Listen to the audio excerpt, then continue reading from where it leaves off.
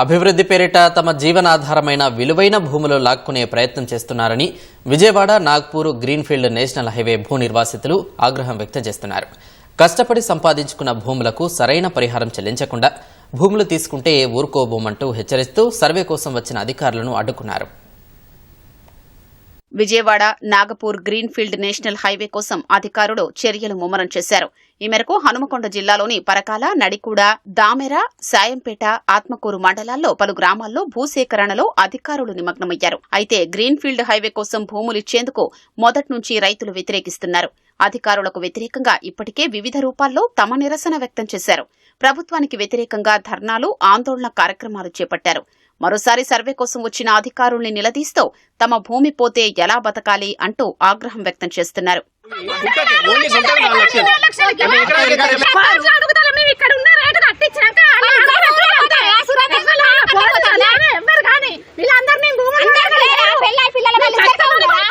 పలుమార్లు అధికారులు సర్వేకి వచ్చినప్పుడు రైతులు అడ్డుకున్నారు. అయితే భూమి కోల్పోతున్న వారితో మాట్లాడిన అధికారులు పరిహారం అందించేలా చర్యలు చేపట్టారు. అనుకున్న స్థాయిలో పరిహారం రావట్లేదని సర్వే కోసం వచ్చిన అధికారుల్ని రైతులు అడ్డుకుంటున్నారు. కొద్దిమంది రైతులు తాము అభివృద్ధికి అడ్డు కాదని బహిరంగ మార్కెట్ ప్రకారం ధర చెల్లిస్తే భూముల్ని ఇస్తామంటున్నారు. భూమిని నమ్ముకుని బతుకుతున్నామని, ఉన్న కాస్త కోల్పోతే ఎలా బతకారని మరికొందరు రైతులు ఆవేదన వ్యక్తం చేస్తున్నారు. మాకు వచ్చేసి 1.5 భూమి ఉన్నది సార్. 11 గుంటలు ల్యాండ్ పోతుంది సార్. నా జీవనోపాధి మొత్తం ఆ భూమి మీద ఆధారపడి ఉన్నా సార్. ఒక పంటకు వచ్చేసి ఒక ఇయర్కు 3 పంటలు పండుతాయి సార్. నాది 9 గొర్రెల బాయ్ సార్, అంటే 54 ఫీట్ల బాయ్ సార్. సైడ్ బోర్ కూడా వేసాను సార్. ఇంతకుముందు కూడా నాకు దేవాదుల పైప్ లైన్లో కూడా నాకు ఇలాంటి సంఘటన జరిగింది సార్. అక్కడ కూడా నేను ఎలాంటి లబ్ధి పొందలేదు సార్. కాబట్టి నాకు జీవనోపాధి అంటే నాకు భూమి మీద ఆధారపడి ఉన్నా సార్. నాకు ఎలాంటి సైడ్ వ్యాపారాలు కానీ ఇలాంటివి లేవు సార్.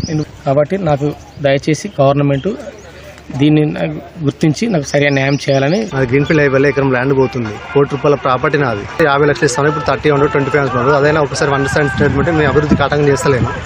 దయచేసి మాకు జీవనోధారం పోతుంది కాబట్టి అమౌంట్ ఒకసారి ఇచ్చేయాలి. అదే అంతవరదాకా అద్దులు పోతుందని మాకు విజ్ఞప్తి. నాది ఎకరం భూమి అండి. అందులో 12 గుంటలు పోతుంది. అటెంత ఇటెంత ఉండి మొత్తం ఎకరం కూడా పోతుంది కదా. ఎటు పని లేకుండా అవుతుంది. మాకు ఎలాంటి ఇంటిమేషన్ ఇవ్వకుండా 50 మంది బలగాలు తీసుకొచ్చి దౌర్జన్యంగా రాళ్ళు బాతున్నారండి. మాకు ఎలాంటి రేటు ఫిక్స్ చేయకుండా దౌర్జన్యంగా తీసుకెళ్తున్నారు. ప్రజెంట్ ₹1,00,00,000 పోతుందండి రేటు. ఆ రేటు ప్రకారం మాకు ఇవ్వమని మేము అంటున్నాం.